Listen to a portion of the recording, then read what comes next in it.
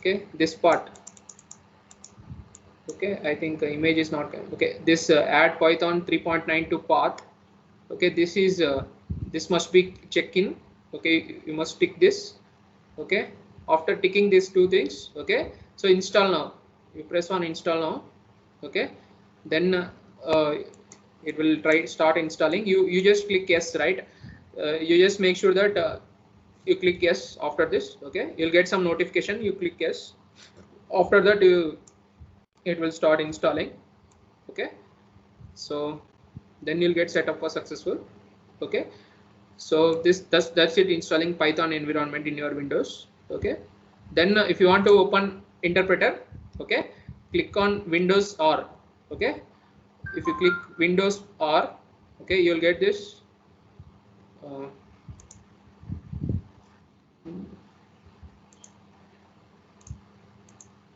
Windows R. You get this run, right? You get this run. Okay, here just type cmd. I mean to say you open the command prompt. Okay, so once the command prompt is opened, okay,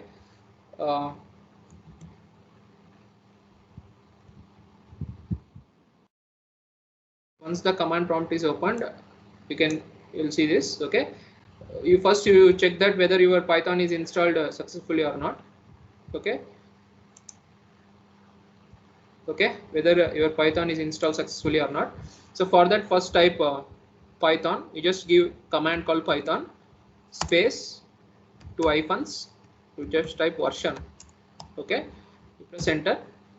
Okay, so you'll get this. My version is 3.9.1. Now it is updated to 3.9.2. Anyway, you'll get as Python 3.9.2. So that okay, it is successfully, your Python is successfully installed. Okay, so now if you want to open the interpreter, Python interpreter. Okay, I think everyone know that Python is an interpreter based language. Okay, so okay, anyway, we'll discuss that in the coming sessions. But if you want to open a Python interpreter, just type Python. Okay, just command. Okay, Python, just click enter. Okay, now this is the Python interpreter. That's it. Okay, you can start coding the Python. Okay, start. Welcome to Python lab. Okay, you can start coding. Okay, just you give the command and press enter. Okay, that output will be displayed.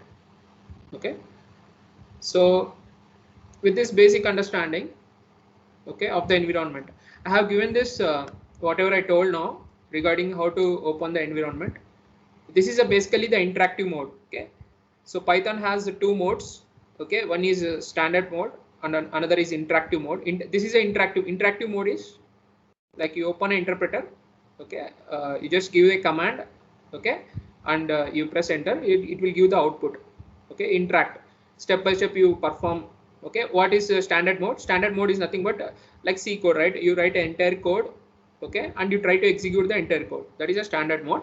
So before going to the standard mode, you first practice in the interactive mode. Okay, so this is about the basic thing of this environment. Okay, so actually before going to the exact concepts of Python, I would like to demonstrate one of the C program. Okay, and even before that, okay, I think everyone know about the Python. Python has different things like integer.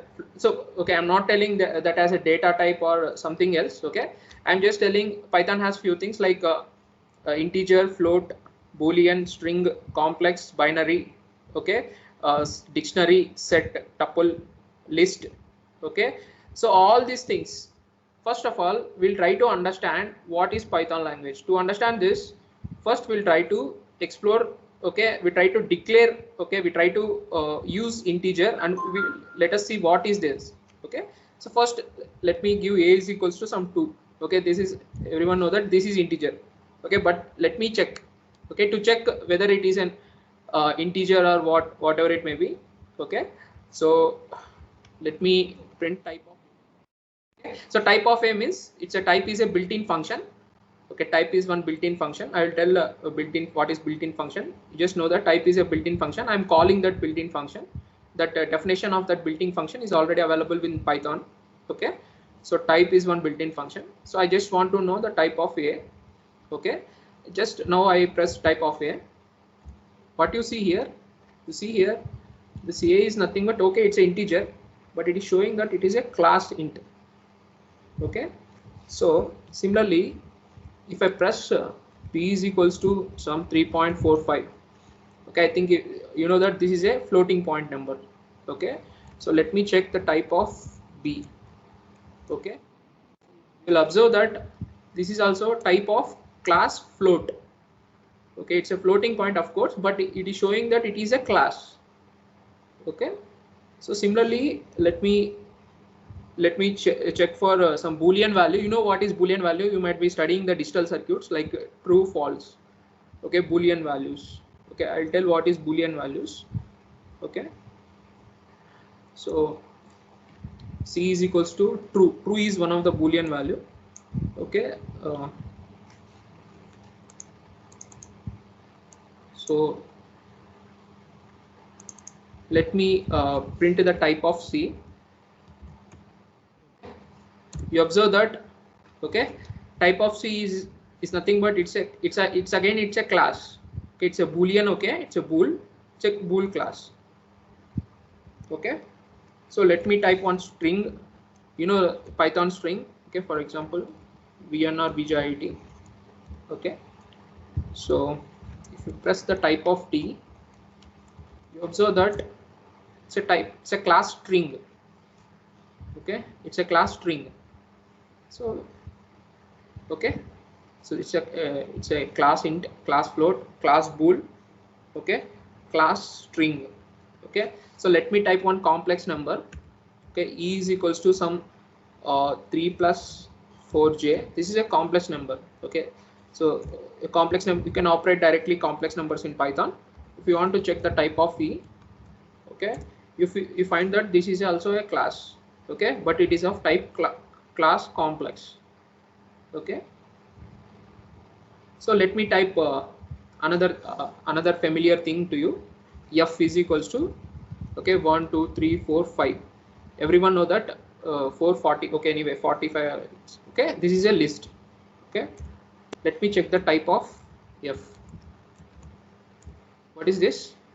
It's a list. Okay, but it is showing that it is a class list. Okay, so EF over G. Let me type one. Okay, A 1. Okay, B 3. Okay, C 4. Okay, okay, let me see. Everyone know that this is a dictionary. Okay, type of G. If I type of G, this is a dictionary. Okay, it's also a class. Okay, so let me type EFGH. Okay, so let me type 1 2 3. Okay, you know that this is a tuple, right? Again, if you check the type of H, okay, what is this? This is again a class, tuple class. Okay, so if I give the final thing EFGHI. Okay, so for example, if I type okay, A E I O, I think this is a set. Okay, set of vowels, for example. Okay, you know that this is a set. If I print the type of I, it's also a class. So what is a Python? Python is basically an object-oriented programming language. Okay, so what are these things? Everything in Python is a class. Okay, whenever you create a class A, this is A is an object of type class int. Okay, float is a class, int is a class, float is a class, boolean is a class, string is a class, complex is a class, list is a class, dictionary is a class, tuple. Okay, list, dictionary, tuple, set. Okay, all these are, okay, all these are classes. Okay, now our agenda is, okay, first of all we'll try to understand what is class, okay, what is object, okay, before moving into Python. Okay, I think everyone might have studied the C language. Okay, in C language you might have ended with structures concept. Okay, everyone know the structures concept in C language. Okay, so we'll start with the structures concept. Okay, what is structures concept? I'll demonstrate one program of structures. Then we'll extend this structure concept to a class and object. We'll try to understand that. Then finally we come to the Python basics. Okay, so this is a today's thing. Today what you do, you try to install the Python. Okay, you just whatever I have given now, this is exercise 1. Okay, so in this exercise 1, the thing is you just type the you try to declare all the things: integer, float, okay, boolean, complex, string, list, set, dictionary, tuple. These 9 things you try to declare, whatever it may be. You try to learn the syntax, how to declare them. Declare in the sense, here you just give them as I gave. You just try to find the type of C. You just write the output in your observation notebook. This is the first exercise. Okay, first install, take some 15 minutes to install, then you do this work. Okay, so before doing this, let me demonstrate the let us try to understand what is the structure and okay, what is a structure and what is a class. Okay, so we'll try to understand that with the help of one program. Okay, I think everyone familiar with this C program, right? So I'll try to demonstrate this the code blocks. Okay, I think you know this code blocks IDE, which is a compiler, okay, for C and C++. Okay, so please, anyone, what is a structure?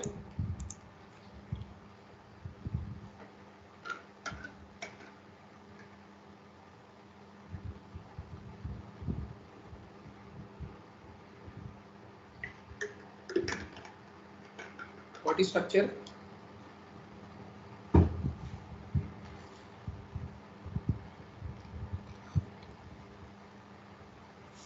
Okay, have you written a program for creating a student database using structures? Anyone did this? Yes, sir. Right. So let me demonstrate that program. Okay, already I collected that program and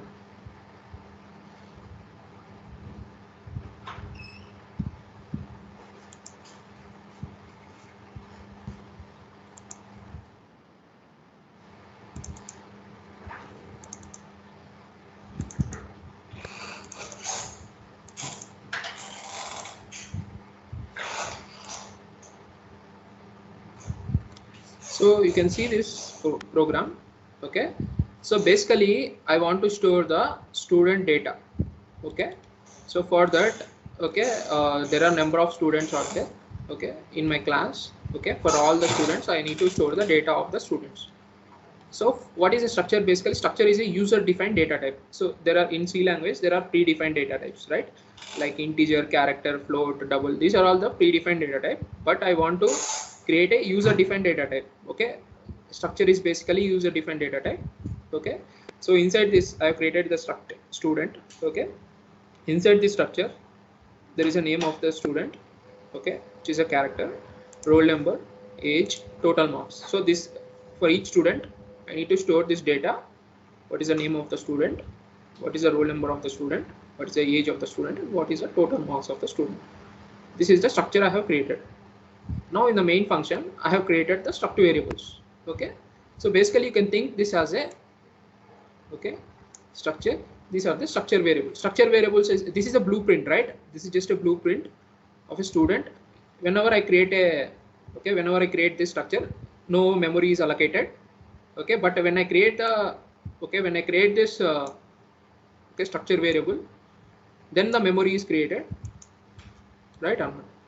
Okay, so then the, here I am assigning n as 5. So total, okay, so okay, total n as 5. Okay, so let me do some.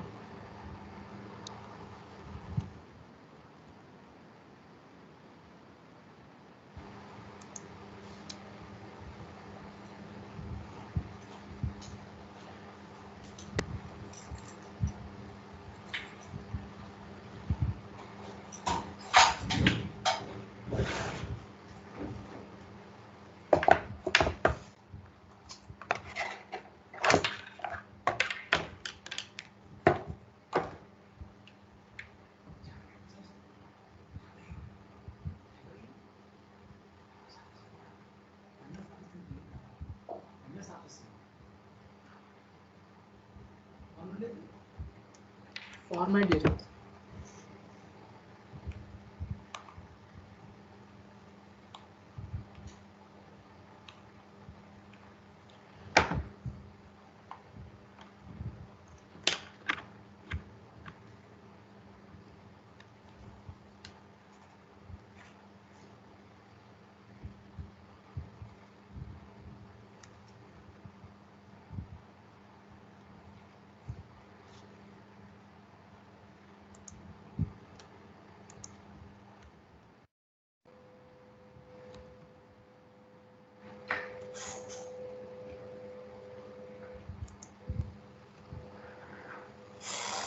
Okay, so here what I did, okay, so I have, you see here this code, okay, I have created a structure called student, okay, name, roll number, age and total marks. Okay, so name,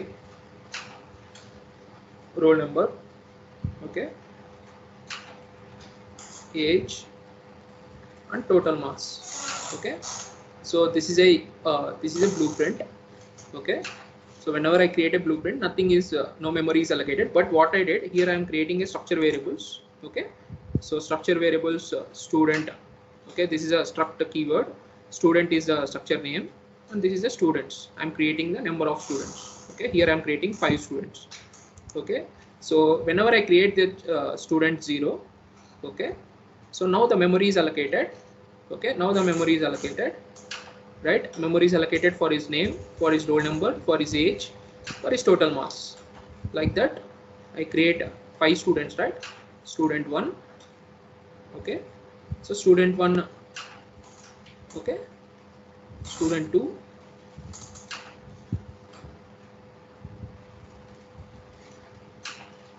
okay, student 3,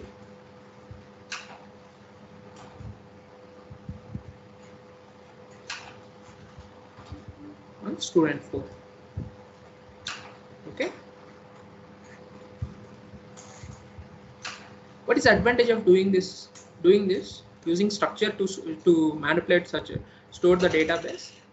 If you want to store, okay, if you don't want to use structure, what you need to do, you need to create a separate variable name for student, separate roll number for student 0, separate age for student 0, like that. How many? 1 2 3 4, okay, here 8 12 16 20 variables you need to create. Okay, so instead of creating 20 variables, your program will become clumsy, right? So instead of doing that, what you do, you just create a blueprint. Okay, this is a structure. Okay, this is a predefined data type. Okay, it can have, you can declare a different data types, like name may be a string. Okay, roll number may be a integer, age may be an integer, and total marks may be a float. Like that, you could declare a different data types and store the data, right? How to store the data? So store the data is use the membership operator, like dot operator. Okay, so student 0 dot roll number. Okay, here I'm storing the data, like you can write a for loop. Okay, for understanding, I'm writing this. Okay, student 0 dot roll number is equals to 1. Okay, name is Ram, age, total marks. Okay, like that. Here I'm storing the student 0 information. Like that, student 1 information, student 2 information, student 3 information, student 4 information. Okay, next I'm printing that information. This is just a, if I try to build this code, okay, if I try to run this code, okay, you can see that this is a database I've created for the student, okay, using the structures. Okay, this is the structures in C language, right or not? So it's a user defined data type. Okay, now think like that. What the structure has? The structure has only variables, right or not? So can I write functions inside the structure? No, right? So only structure can have variable. Only variables means data or attributes. You can have only data inside the structure. What? Now this has been extended, okay, to a concept called class. Okay, now what I'm telling, okay, so structure, inside the structure you have a only data. Okay, data means variables, right? You only have a data. Now what they did, they extended this concept. Okay, to a class. Okay, inside the class what I can have the data as well as I can have the functions or methods. Okay, this is the basic understanding of what is a class. So see here, for example, if I want to compute the maximum marks, which student got the maximum mark. Okay, for that I need to write a some function. I need to write some computation function to find which student has got the maximum marks. So in the C language, okay, I can only store the data. I cannot write a function inside this structure. So they have extended this to class. So inside the class I can write data as well as I can operate on this data. For operating on this data, I can write some methods. I can write the data now. Okay, like I can store the student information like student name. Okay, so student marks. Okay, student age. All these things I can store. Also, I can compute. Okay, I can use this data in order to do some computations in these functions, like computing the average marks or computing the best marks, whatever it may be. This is the class. Okay, so here what? Here you are creating a structure, right? So for this structure you are creating what? Here structure, in case you created the structure student, right? So you are creating the structure variables. What? Student 0. Okay, student 1. Okay, all these are the structure variables, right? Student 5, student 4. So what are these? These are structure variables. Similarly, whenever you create this class variables, okay, for example, here I created a class student. Okay, suppose here I create a student 0. Okay, student 1. Okay, like this I create a 5 students. What is the students? These are objects of the class. Similar to, these are the structure variables. I create a structure, I create a structure variables. Similarly, I create a class which is a blueprint. Okay, and I create a objects. This student 0, student 1, all these are nothing but the objects. So this is the basic understanding. You know already the C language. Okay, in the structures concept, inside the structure you can have a data. Okay, for this structure you can create a number of variables. Okay, these are the structure variables. Similarly, you have a class. Okay, inside the class not only data, now you can also have the methods. Okay, methods are nothing but the functions. Okay, you can have the methods. Okay, whenever you create a, okay, inside the class you can also have, okay, data as well as methods. Okay, so whenever you create a variables of type class, so all these variables are nothing but objects. Okay, so let me demonstrate one of the one simple program. I am not explaining anything, just I'll demonstrate one program. Okay, then you go for, okay, we go for Python. Okay, so this is this concept is not C, it's a C++. Okay, it's extension of C language. It's a C++. Okay, so this is what the basis for. So class and object, okay, is the basis for object oriented programming. Okay, object oriented programming. Okay, so let me demonstrate one simple same program. Okay, student database. Now I'll try to explain with okay, C++ code, simple code. Okay, so that you will understand, you'll get a flavor of what is okay, what is class. Okay, what is class and what is object. Okay, so let me use the same IDE. Okay, code blocks.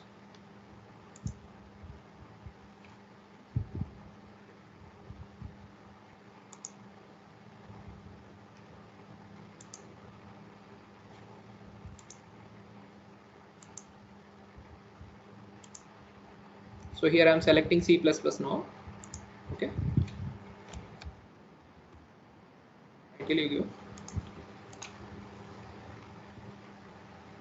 okay, so this is the thing. So okay, this is a C++, you got a template. Okay, I'm interested to create one class, okay, similar to structure which I created. So here I create a class. Okay, so same student class I want to create. Okay, so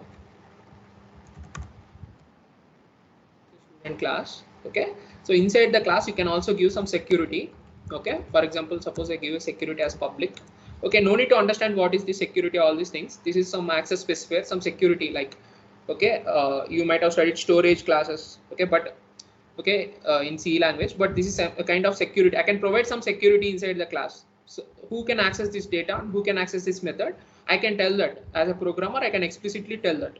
Okay, so let me create some data. Okay, for example, let me create this name. Okay, and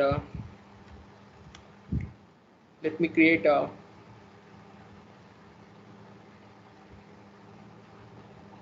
age of a student, name of a student, age of a student, and percentage, for example.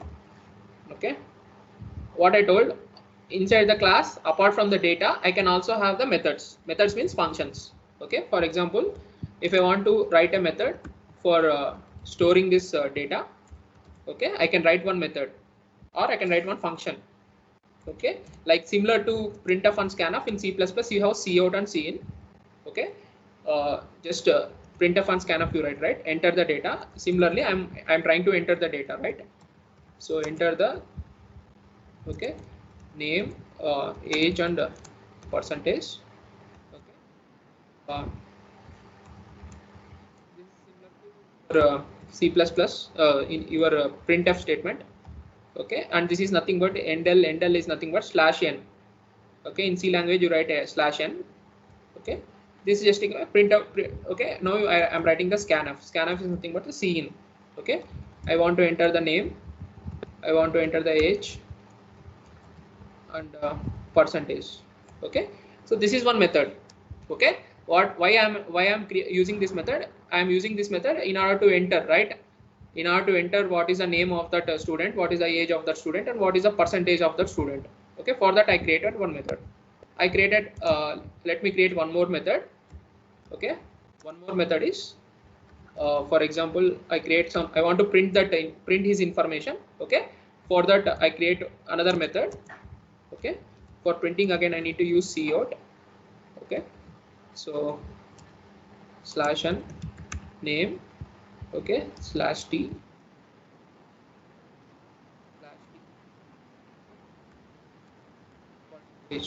okay, just hold your nerve. Okay, we are not entered to Python, just we try to understand what is class and object with the help of what you know already. Okay, rather than going some new thing, what you already know, structure, we just extended the concept of structure. Okay, inside the structure there is only data. Okay, but inside the class I told that, okay, apart from data you can also write some functions inside the class. Okay, that functions we call as a methods. Okay, so I'm trying to print all the values now. Okay, so this is the blueprint, right? This is a class. So similar to that structure, what that structure have? That structure have only these things, right? But this class has many things. Apart from this data, it also has these methods. Okay, now in the main function, okay, I just try to create a objects. Okay, objects like structure variables you create, right? Struct student, like that, class student. Okay, a student, I want to create two students, s1 comma s2. Okay, like that you can create number of students. Okay, you can also create array like that, what we did in structure. But okay, just to demonstrate, I creating two objects. So these two objects are nothing but two students data I want to enter. Okay, for example, if you want to call them similarly, if you want to access this data, how you use the structure variable dot, right? Similarly here also you can use, okay, to access these methods also you can use the same thing. Okay, s1 dot, okay, member access operator. So s1 dot enter, I want to enter the student 1 data, then I want to enter the, okay, student 2 data. Okay, then I need to enter, then I can display the student 1 data. Okay, display the student 1 data as well as display the student to data. Okay, this is a simple C++ program. Okay, why I want to demonstrate this? So this is just a class, right? So this is just a class. Okay, now inside the class I can also write a computations like methods I can write. Okay, which is not possible with structure. I can only write this data. Okay, now if I try to execute this code, okay,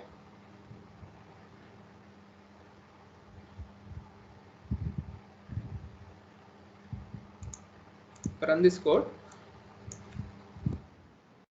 asking enter the name. For example, if you enter the name Ram, age 33, percentage some 87, another, okay, Sai, for example, okay, 43, some 88. Now you can see that. Okay, so it is printing the name. Okay, why I am calling that methods, right? These two methods for enter the data, like enter. So this method I am printing the data. Ram, age is 33, percentage. Sai, age is 43, percentage is 88. Now whatever I want I can do, right? What I can do, I can write another method. Now here I can write another method for computing the average marks. Okay, suppose I can write one more method for computing who has got more marks. Okay, what is the maximum marks? I can estimate your grade, like I can write one more method for estimating your grade, right? Whether you got less than 80% or greater than 90%. If you get greater than 90%, I can give you S grade. Okay, if you get 70%, I can give B grade, like that. So based on that, I can write a method for that. Okay, so this is what the class and object. Okay, so now now we'll move to the Python. So in Python, if you observe, okay, if you Python and you observe, all these are, okay, all these are classes. Okay, all these are classes. Okay, so integer is a class. Okay, these are inbuilt classes. I can also create my own class, like user defined class. Like here we created user defined class, right, in C++. Like that also I can create a user defined classes. Okay, the first thing is you need to understand this point. Okay, whenever you create a is equals to 2, okay, this is of course an integer. A is an integer. Okay, this is basically a. What is a? A is now an object of class integer. Okay, so similarly here, okay, in this program s1 is an object, right? S1 is an object of class student. Here user defined, this is a student is a user defined class. So s1 is a student of class, okay, student. S1 is a object of class student. Similarly here a is a object of class integer, b is a object of class float, c is a object of class boolean, like that. D is an object of class string, e is, okay, of course you can call this as variables, but variables you call, but these are not variables, these are objects. Okay, this is similar to variables in C language, but these are objects in case of Python. So that thing you need to understand first, then you will get clear the half of the doubts. Then you'll understand why you use the dot operator now. Okay, for example, you see here. Okay, you see here. So for example, I create one list. Okay, ls. Okay, I put some 3, 6, 9, 10, some 99. Okay, 1, 2, some list I have. Okay, now, okay, I want to sort this list. Okay, everyone know that. Okay, if you want to know the methods of list, you can type. Okay, I will tell this. If you type the dir, one built-in function is there. If you type the dir of ls, so you will get all the methods. So these you can see here, dir of ls. Okay, so you observe, you can observe this. Okay, so you get a list of all the methods. Okay, all the methods available with this. For example, if I want to do sorting, okay, for example, if I want to do sorting, okay, I can type ls dot sort. Now you understand why you use this dot operator. So ls is basically an object.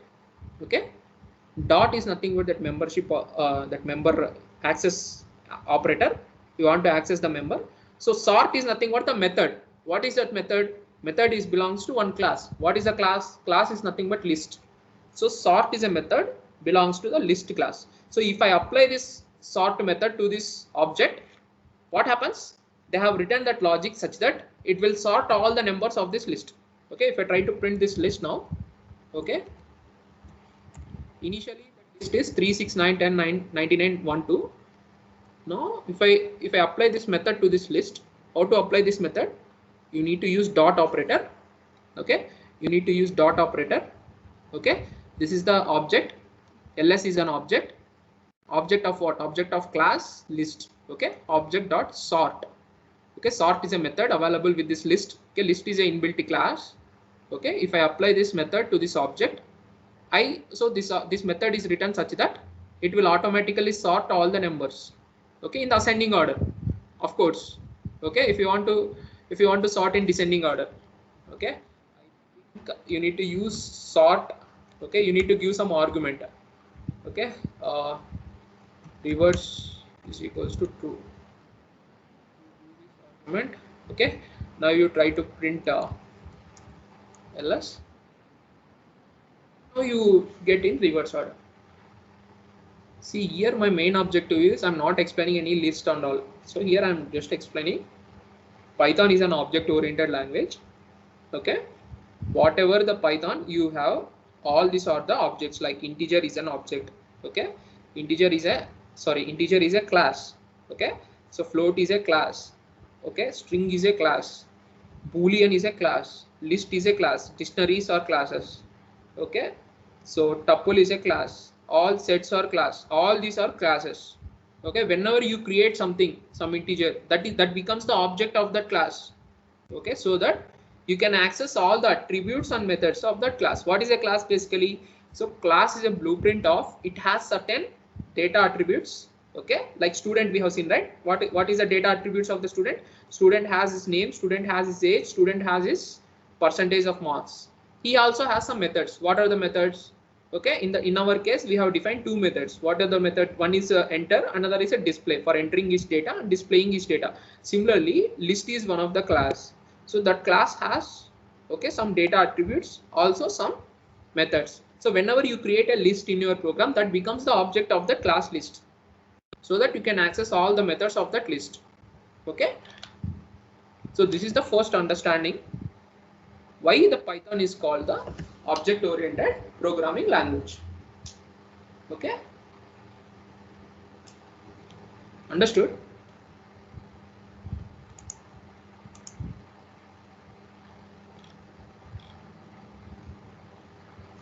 Any doubts? I think this is a better introduction rather than going for some calculator, something like that. I feel that this thing you need to understand first of all, what is a class and what is an object. Okay, understood everyone?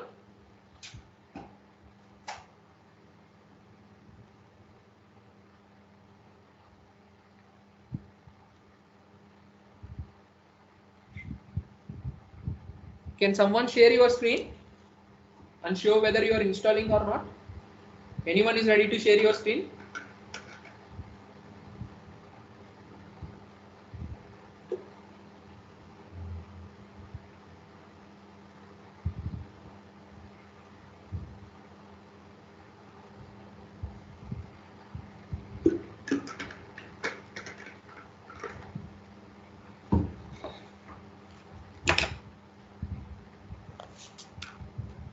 What? Please someone respond. You understand what is meant by class and object?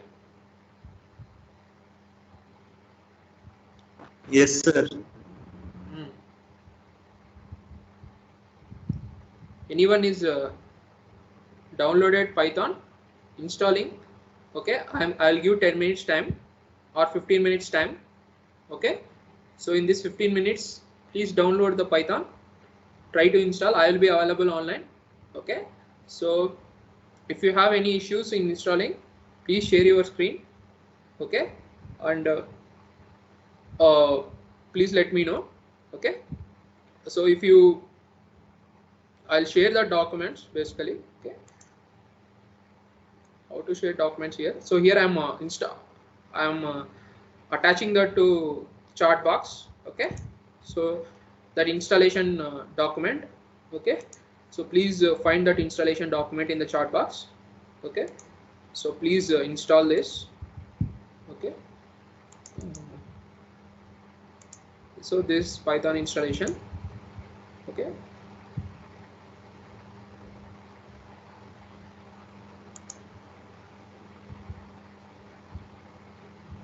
Please try to download that Python, install in your laptop. Okay, if you have any issues, please raise your hand, or please unmute yourself and share your screen, or let me know the problem so that I'll rectify it.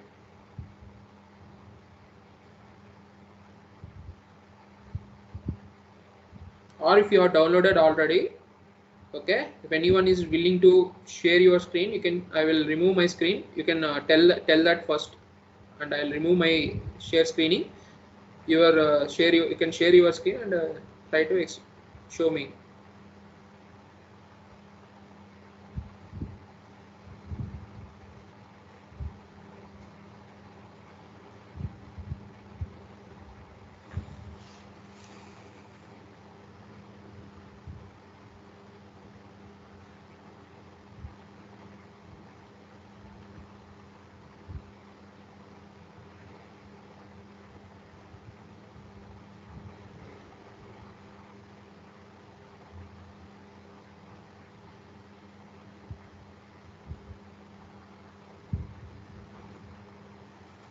Last. So how do we?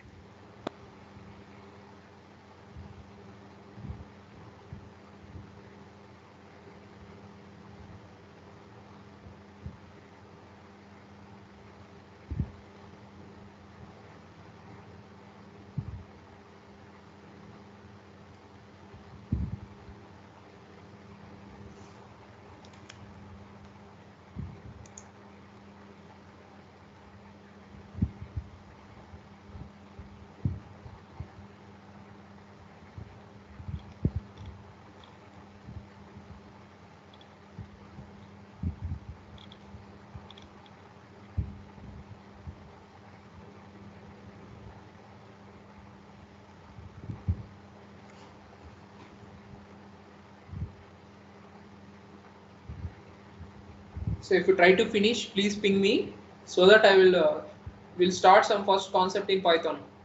Okay.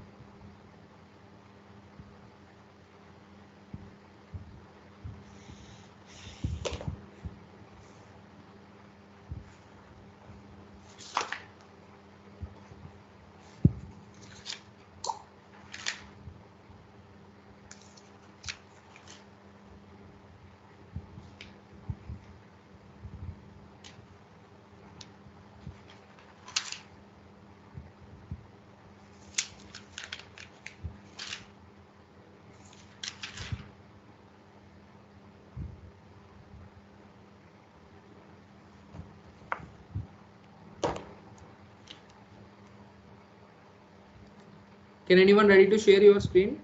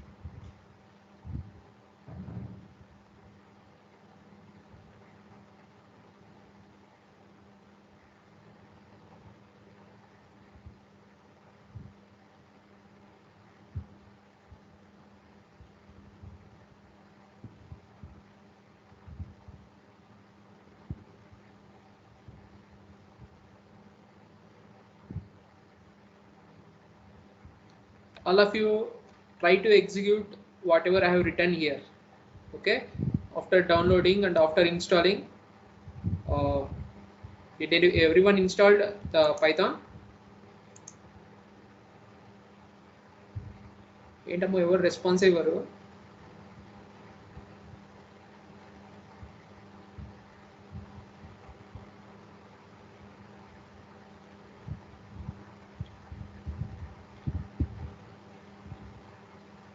See, this is a lab, right? What is lab? Lab means you need to practice.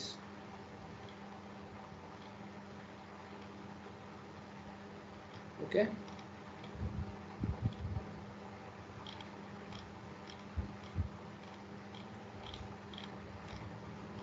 Anyone ready to share your screen and show this? Whatever I have written in the screen in this journal notepad. Okay, you execute and show me.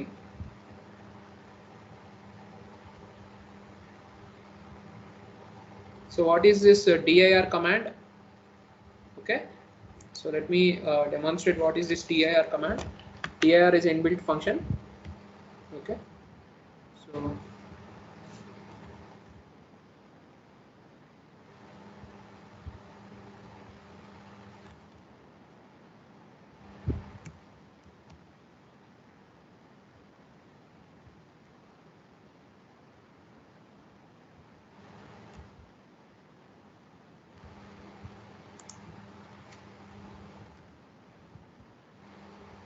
we don't know the command here.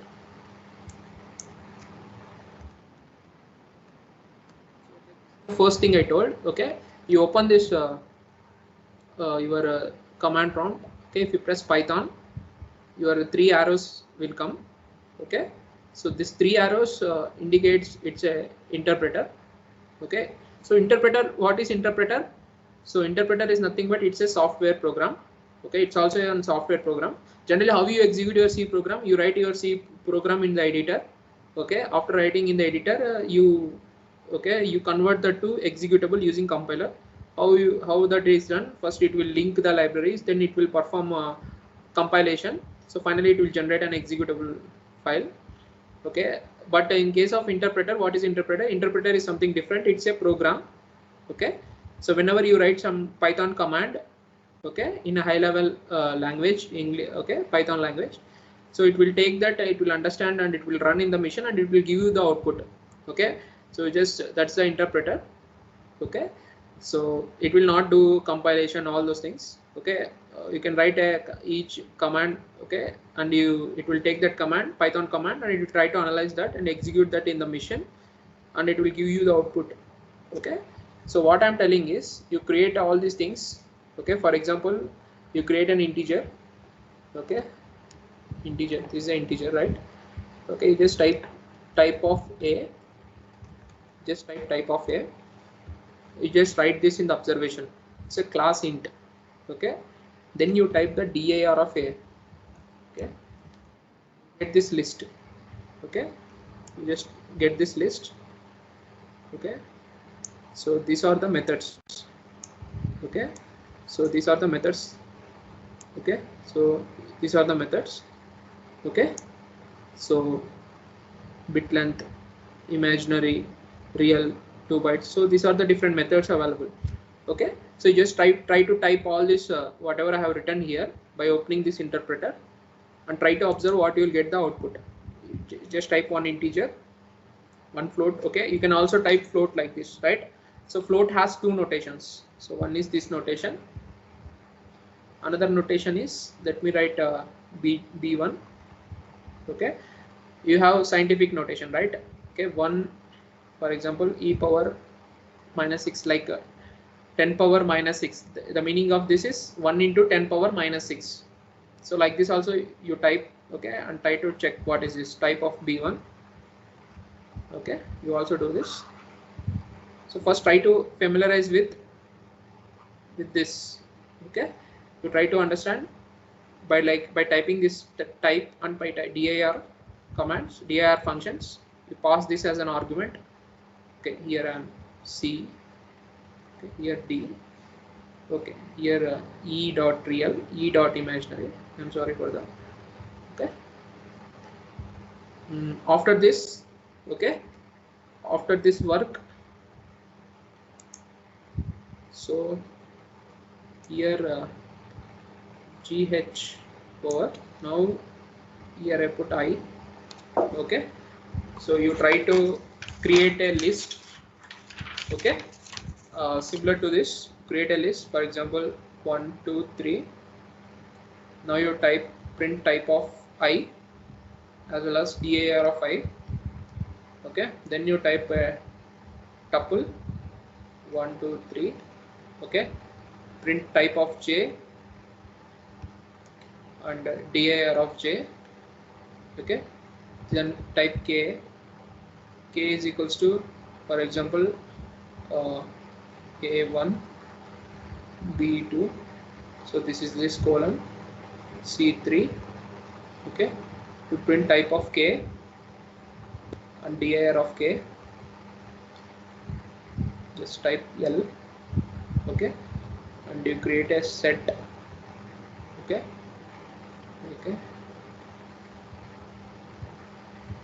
just create a set and print type of L, okay, and DIR of L, okay. Try to do this exercise, everyone, so that you will understand all these things: how to write an integer, how to use a float, how to use boolean, how to use string, how to use complex number, how to use this these are integers only, but this is a binary format, this is octal format, this is a hexadecimal format, okay. Similarly, how to use this list, how to use tuple, how to use the dictionary, okay. So after doing this, I'll explain one more thing, okay.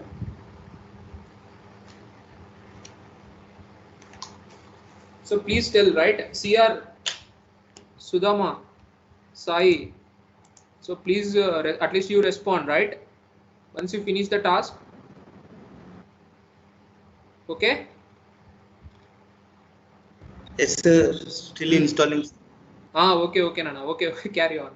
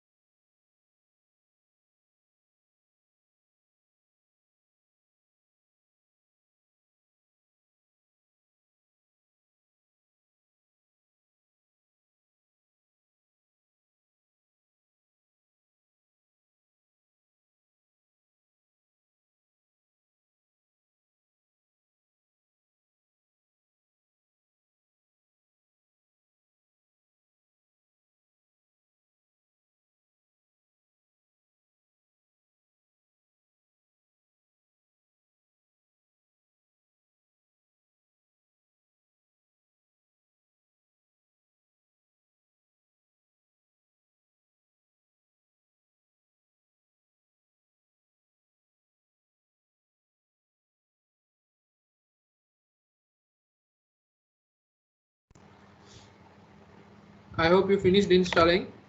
Okay, so please listen to, please pay attention for some more time. Okay, so if you press once you install Python, okay, along with Python you also be installed with this idle shell. You can also execute your Python commands in the shell. Okay, for that you just type idle here.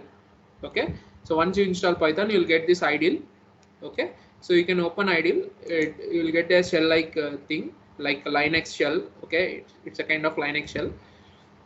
In Linux you have shells, right? Like that it will open.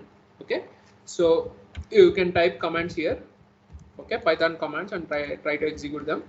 You can also do like this. Okay.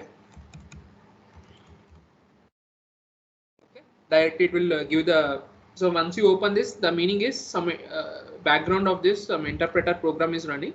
Whenever you type a high level command here, Python command, it will take that command and it will return that output to you. Okay, so this is the thing. Okay, this is a one more type of, so two types of execution you saw. You can either execute, you can open the command prompt. Okay, and you start typing Python. It will open this 3 arrows interpreter. Okay, you can start typing your Python commands and you try to execute that commands. Okay, and you can get the output. Okay, similarly you can also open the shell, idle shell.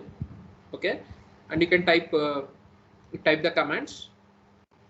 Okay, so also you can type the commands and you can infer. There is, so this is a interactive mode, right? Both are interactive mode.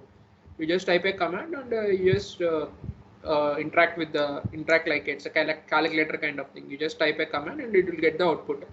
Okay, similarly you also have a standard mode I told, right? So how to execute, how to write the entire code. Okay, how to write the entire Python code. Okay, and execute it. Okay, so we'll do that. Okay, so for that I created the, so first go to this so go to this thing. You first try to exit. Okay, if you want to exit from the shell, from this interpreter, you just type exit. Now we will get this directory. Okay,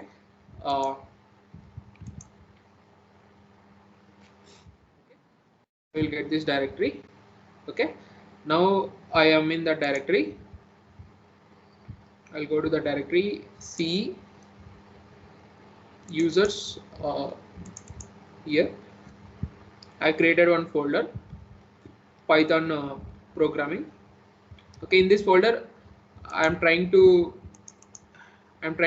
create the files, Python files. See .c files, right? In case of C language. Similarly in Python language .py. Okay, okay, you write a code in the notepad. Okay, try to open a text. Okay, text editor. Okay, so try to open this. Okay, try to open this text editor. Okay, so let me write some code here. Okay, let me write some print. Okay, some print statement, right? You know print statement how to write. So I'm writing some. Okay, print statement. I just write some code here in this. Okay, in this case I'm writing some. Okay, I'll write some multiple statements. Okay, print.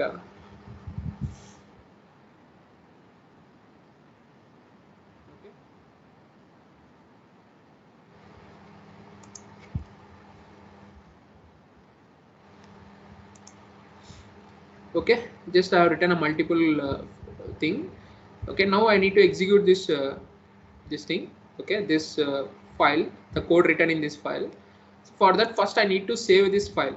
Okay, so what I'm going to say is you can write a text editor, like you can write your Python code in this text editor and you can save this file, save as.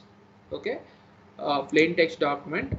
Okay, you can save as, for example, let me save.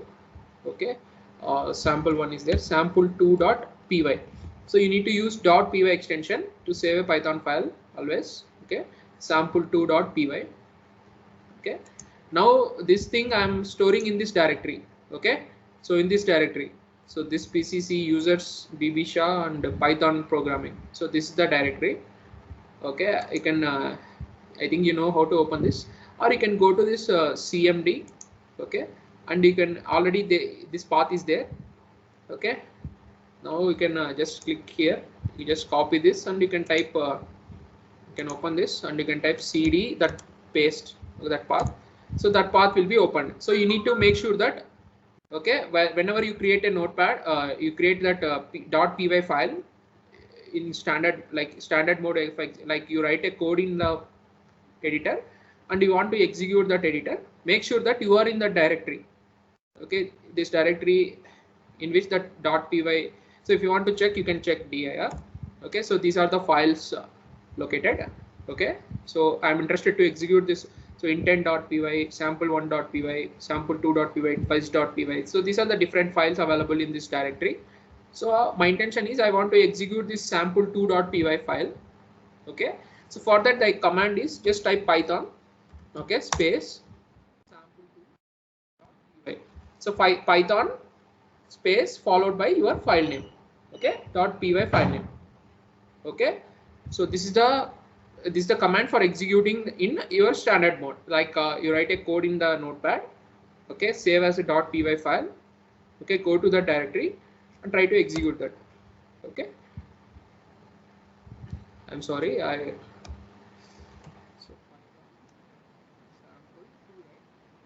sample2.py. Okay, so you can observe here. Okay, whenever I type this, it has shown the output. Welcome to Python lab. I'm just in that I'm written a logic to print some statements. Okay, welcome to Python lab VNR VJIET. So that respective code is executed and printed here. Okay, so these are the three modes of execution. So this is your first experiment. First thing. If you observe your syllabus book, okay, you need to execute in interactive mode and standard mode. Okay, so this is a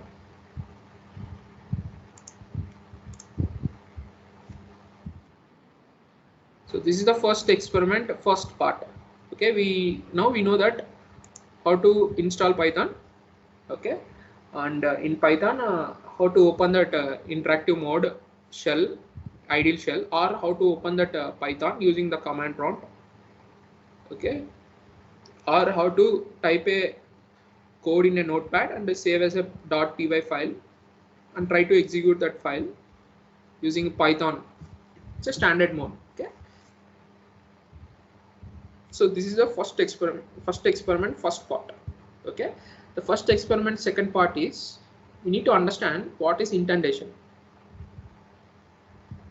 Okay, everyone finish this execution, installation, and this exercise.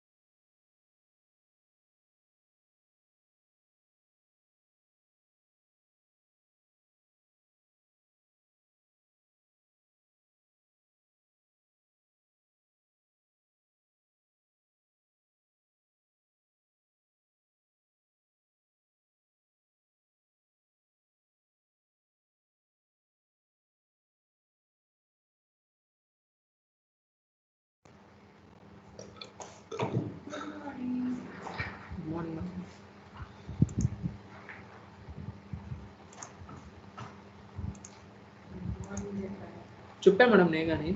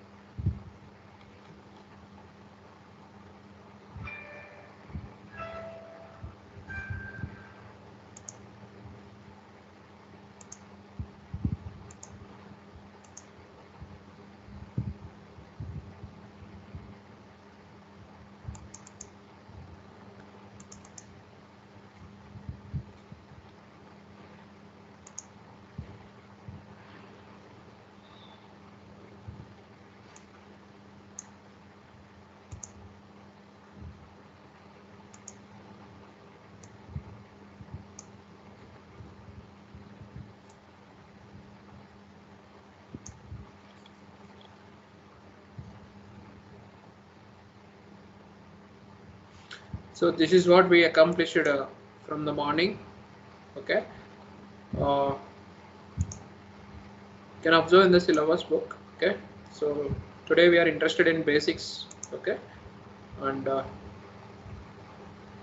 okay, so this is the thing: running instructions in interactive interpreter and Python script. Okay, so Python script is nothing but the .py file. Okay, then if you're done with this, we'll try to execute this, write a program to purposefully raise indentation error and correct it. Okay, just we'll try to use this indentation. We'll try to understand what is indentation concept. Okay, so after this we'll move to this code GCD. Okay, so before that we'll try to understand what is indentation.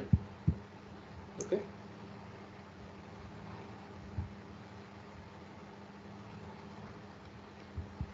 so see here, you can see operations, control flow, list, dictionary, strings, files, functions, problem solving, multi-dimensional list, modules. These are very simple codes. Okay, if we try to concentrate, we can complete in some 4 weeks all the experiments. Okay, 4-5 weeks we can complete. Okay, first let us focus on these experiments given in your syllabus. Okay, try to wind up try to learn the concept behind this and try to wind up all these experiments first. Then we'll explore some Python, some more extra Python. Okay, first we'll try to focus on the logics. Okay, computation given in this course. Okay, so for that you need to learn some basic. I'll tell what to learn. Okay, so today one more first of all, try to are you done with that installation process, everyone?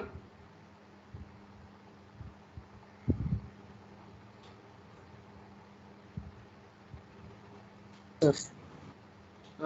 Someone responded. What about others? Please raise your hand. Okay, who has completed your installation process? Please raise your hand. Raise your hand. Okay, 6, 8, 9, 10. Only 12, 15, 14, 16, 19. Okay. Very good. Number is increasing. Okay, 28 members are alert in this. What about remaining? Are you sleeping? Okay, 29. Okay, so please remaining students also try to install Python. If any issues are there with installing that basic Python, you consult me or consult your friends first. Okay, so if not sorted by friends, try to consult me and I will help you. No worries. Okay, so please, okay, try to execute. Okay, try to open for number of times this interpreter. How to open? You write the steps. Okay, if you forget, also how to execute this Python script. Okay, writing in the notepad, save as a .py file.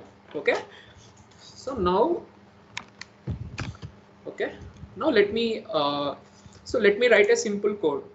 Okay, let me write a simple code to demonstrate you, okay, what is indentation. Okay, so basically in a C code, okay, you write flower brackets, right? You write flower brackets, main, you write main function, you write flower brackets. Okay, you write code, so it will execute sequentially, right or not?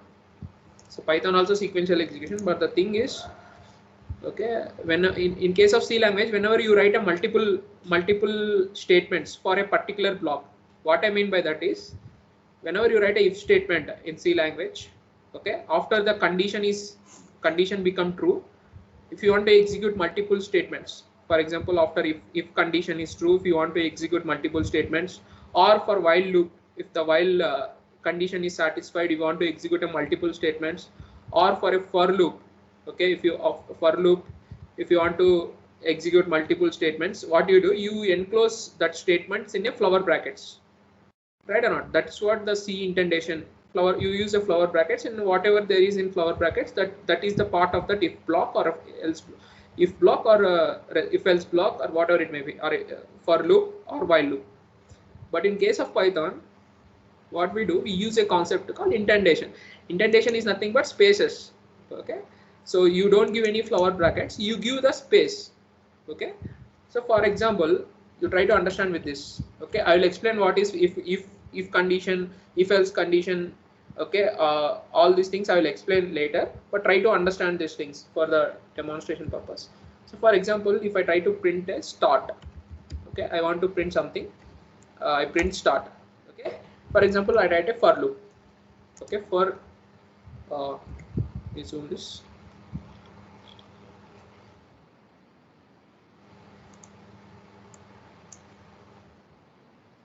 Okay, for example, if I write a for loop, okay, for in Python, I'll tell that how to write a for loop. So before that, just listen this. Okay, just I'm writing for x in, I'm iterating with the help of a list. Okay, 1 2 3 4 5 6. What is in here? In is one operator. Okay, you'll understand the in when you study the operator. Okay, so this is the, okay, this colon symbol. Okay, if I press enter, okay, now the thing is, I need, after in this for loop, I need to execute. If this for loop means, what is for loop? For loop is basically predefined number of times I want to iterate. So in this case, I want to iterate 1 2 3 4 5 6 times. I want to iterate. Okay, I want to execute something 6 times. What is the difference between for loop and while loop? For loop is a predefined number of times, but while loop, based on some condition, it will execute, right or not? So it's a predefined number of times I'm executing this for loop 6 times. Okay, so what I need to execute, so that time I want to write now. So for that I am intending. Okay, so I'm writing here all the for block. Okay, in this for block again I am writing some condition. For example, if I want to find the even, okay, even something I want to write. Okay, for example, if x, so this is again the operator. Okay, if the remainder is 0, okay, the remainder is 0, I want to write some logic. Again is the if block. Okay, again I want to write in if block. Okay, so again I need to give some indentation, right? So this for loop, so this if belongs to this for block. Again, what is the if block? This if block, again some space I need to give. Okay, for example, I perform some computation in this x plus 3 something, okay, and I want to print something, okay, print x, okay. So now see here, this is the for, okay, this entire thing is a for, okay. Again inside the for loop I return a if block. What is if block? If we say condition, okay, based on the condition, if the condition is true it will execute, right? So if this is the condition I want to check, okay. So again if this condition is true, I want to execute something, for that I return this if block. So these two statements belongs to if block, no need to write. So how it is identifying Python? So based on the spaces alignment, so this alignment, based on the space alignment you have given. So you may ask a question, so after the for loop, how many spaces I need to give? You can give any number of spaces, but the thing is you should follow the same alignment. For example, in this case I have given a for block, I have given a 1 tab space. So this is 1 tab space. So 1 tab space means 4 spaces, 4 space bar. If you press 4 spaces, that is equal to 1 tab space. I have given a 1 tab space. So you should follow the same thing. Okay. So again if block again I have given 1 more tab space, so that these two statements belongs to if block. Okay. So all these statements belongs to for loop. Okay. Now I want to give one more statement. So in the for, okay. So for that again I press one indentation, okay, like 1 tab space, okay. So iteration, for example, for every iteration I need to print some message, iteration finished, okay. This message I want to give, okay. This is our entire for block, okay. Now after the for block, okay, I want to print the end, okay, end, okay, print the end. So this is the code, okay. So what I'm trying to write, so you will understand how to write a for loop, how to write a if block, okay. Right now you have some knowledge of for is a loop, if is a conditional statement, okay, conditional. So what I'm doing here, I want to write this for block. In case of C language, if I want to incorporate this multiple statements after a for block in a for loop, what you do, you enclose all these blocks in all these statements in a flower brackets, okay. Then, but in case of Python, no need to use any flower brackets. You just want to give a space, okay, after a for loop. You just include this colon statement, okay. After this colon statement, you include the space. So in this case, you can include any number of spaces, but the thing is, all these things should be aligned, okay. All these things should be aligned, okay. So for example, in this code, okay, if I try to make an error, what is error? For example, this print, okay, my intention is this print statement must belongs to this for loop, okay, but for the for loop I have given already 4 indentation, okay, 4 space, but in this case I have given only 1 space, okay. Let me save this code and try to execute, okay. Let me how to save, okay, save, for example, okay, sample3.py. If I save this file, okay, and if I open this, if I try to execute that, okay,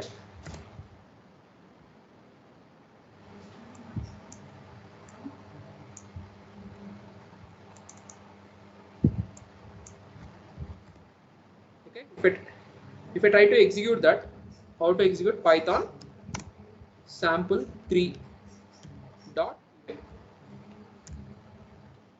what you get? You get error. What is this error? You can observe that error message. Okay, what is this error message? Okay, indentation error.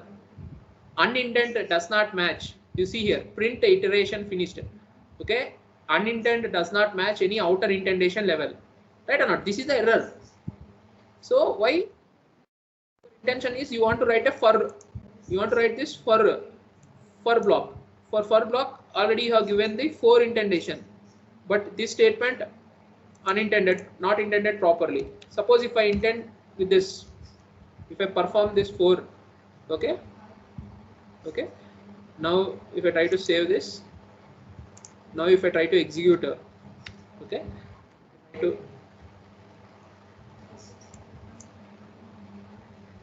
if I try to execute this, okay, if I try to execute Python, you can type the up arrow to retrieve the previous command, right? You know this, right? Whenever you are operating this DOS, okay, command prompt, you can use the up arrow. Okay, this is the previous command. Now it will work. See here. So I'm checking whether it is a even number. Okay, anyway, 2 is a even number. Okay, so 1 is not 1 divided by 2 not 0. So it just print iteration finished. Then 2 divided by 0, that condition is true. So it will print 5 and then it will print iteration finished. Okay, next 3 will not satisfy. So iteration finished. Next 4 will satisfy the condition. So it will print 4 plus 3 is 7. Then iteration finished. Okay, then okay. What I have given? Okay, 6 also satisfies, right? 5 again, 5 will not satisfy. Okay, 5 will not satisfy. So iteration finished. Again 6 will satisfy. So 6 plus 3 is 9 and iteration finished. Finally it will print the end. Okay, so this is the second experiment. What is the second experiment? You need to understand what is indentation. Okay, you need to understand what is indentation. Okay, for that you just make a indentation error. You just write not only this logic, any logic, right? You can write, but I'm using this logic just to one for loop and one if block, just make you understand this indentation. So if you do this in Anaconda Jupyter Notepad, it will whenever you type this command, this colon, and you will automatically get that indentation.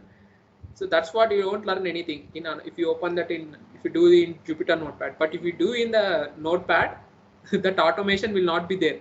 Then you will know how to write if block, how to write for loop. Okay, all these things you'll come to know. That's why I suggest first you are in initial stage. So please start with don't use that Anaconda or Spider or PyCharm. Okay, don't use the distributions or IDEs. Better download the basic Python, install that Python. Okay, so in your syllabus also you need to execute according to your lab syllabus. Also we need to execute this procedure only we need to follow. Once we finish all the experiments, then if you want to explore more, okay, based on your interest, we'll use Anaconda or Spider or Jupyter Lab or Jupyter Notebook, whatever it may be. We'll use that to do some projects or okay. So understood about indentation.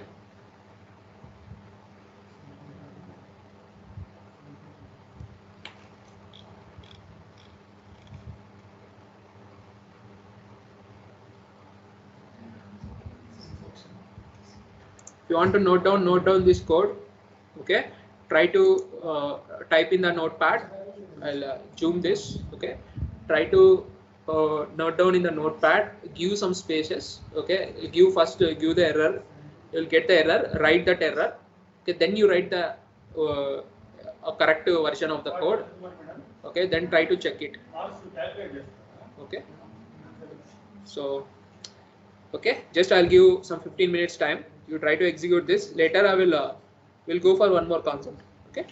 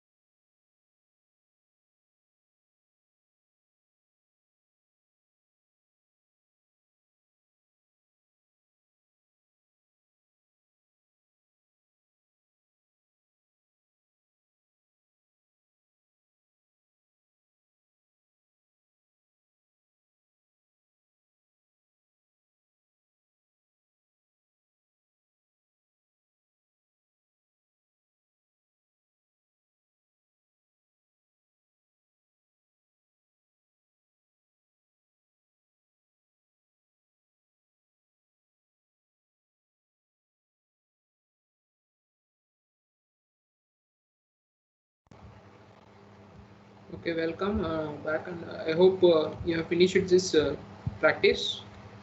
Okay, uh, let me demonstrate the next program.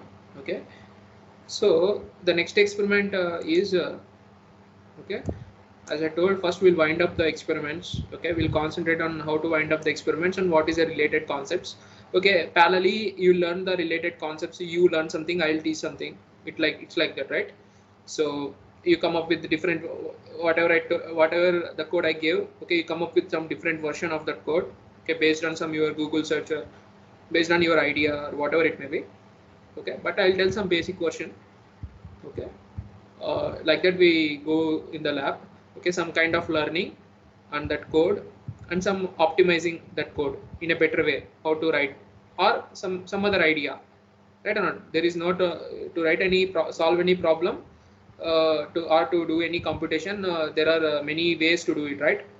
So we'll try to, so you are a total 60 students and me and along with me few other faculties, so all we can explore, we can get more ideas, right? So based on our each idea we can have different versions of our code. Okay, first we'll come up with some basic version, then we'll try to optimize that basic version. Okay, okay, so next we'll try to focus on so these two basic experiments we have finished. Okay, so how to write a record. Okay, so please listen carefully. So first of all, try to answer me someone. Are you following? Can I continue? Okay. So see here, whatever I tell, right? Whatever I tell to practice. Okay.